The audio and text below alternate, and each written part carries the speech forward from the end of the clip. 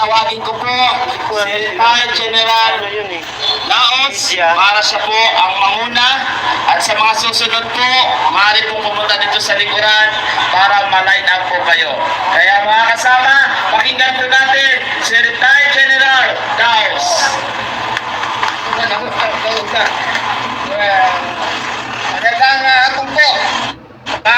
Kapwa ko Pilipino, mga kababayan, nariruto na po ko para makipaglamay kasi patay ang ating demokrasya. Ito ang pinakamalungkot na pag-celebrate natin ng Independence Day. Ito ang pinakamalungkot. Bakit kayo? Kasi nga, namatay ang demokrasya natin. Sino ang pumatay?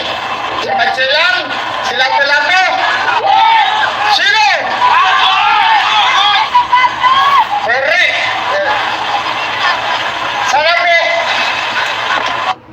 ako po'y nanggaling pa ng La Union sa Norte. Nakikita po ako sampo ng aking mga kasamahan, yung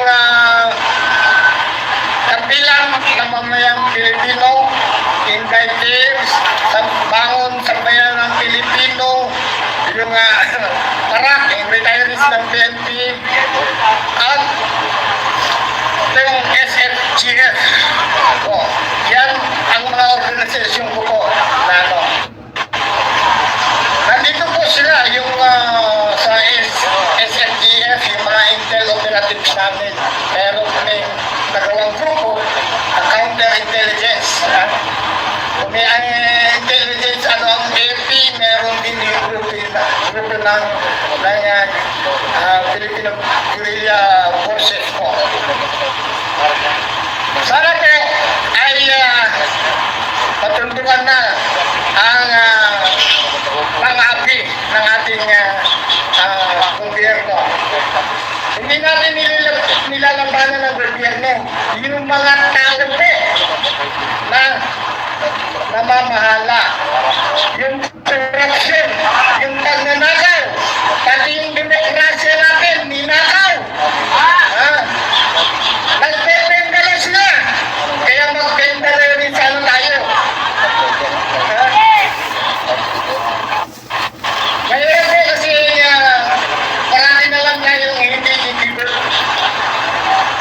Bakit po karapatan din natin ilayag ang ating nararamdaman sa mga namamahala ng gobyerno. Ang politika po maganda. Sana. Pero yung tumatakbo yung mga tao na politiko, yun ang nagpapagumi ng ating politics. Kaya dapat palitan mo yun, Brian! Manalangin tayo. Malapit na po. Manalangin tayo. Galit na.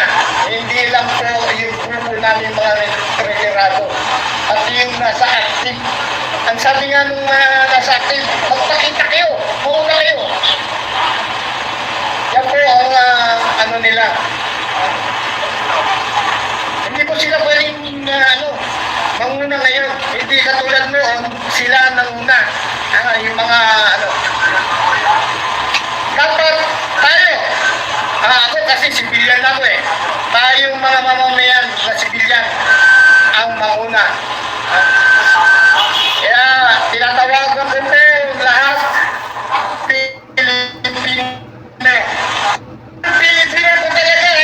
Hindi ko pa yung isa dyan na ating president na may lahing hindi lang lahing Hindi.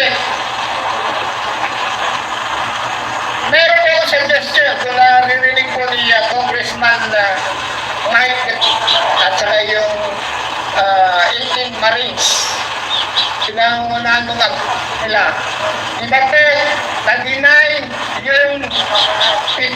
sa Supreme Court ni yung teacher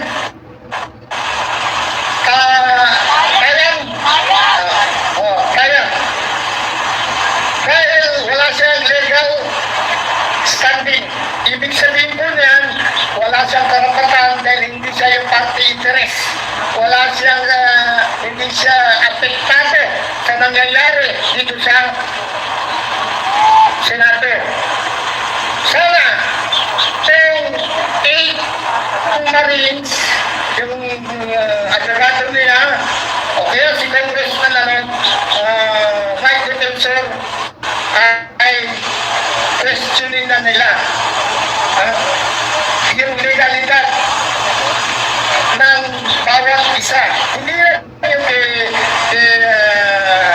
Senator Alan Cayetano, pati yung Erwin Tulfo na kandidato ng mga chicks.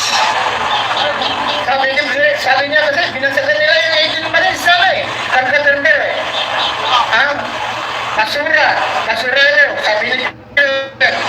Una, hindi nila maraming kahit na discharge, recipient ng mga kung katakot-takot na medalya. Dapat po, mag-file na siya sa Supreme Court. Sino ba sa dalawa? Ang aming pupuntahan. Kasi pag i-content kami. Sabi, baka pag pumunta kami sa ni Peter na alam kayo tano, i-content kami. Yung kay Erwin, kung pupunta kami ni Erwin, i-content kami nila Alan. So, apektado sila. Yan ang pinakamagandang solusyon para ma-asinang kagad kung sino talaga ang legit na Senate President, sino ang legit na PRC Chairman, Sub-Chairman si Marcoleta. Yan po ang nakikita kong solusyon. Para agaran matapos na ang paghihirap natin dito sa Senado. So inuumungkahin ko rin po sa mga ating mga kapatid. Huwag tayo pag na-solusyon yan, yung tayo sa Malacanang, sa Mindela, huwag tipon-tipon naman. Isunod natin doon. Kasi dito, ang inaano lang natin itong suporta, yung leader ng Senate President at mga Senate committees. Kaya na-reserve natin, yun na lang tayo sa Mindela. Pwede ba? Kahit na? Sige mo, magandang hapon. Okay, maraming salamat po. Retired Captain Daos. Retired General Daos, sorry.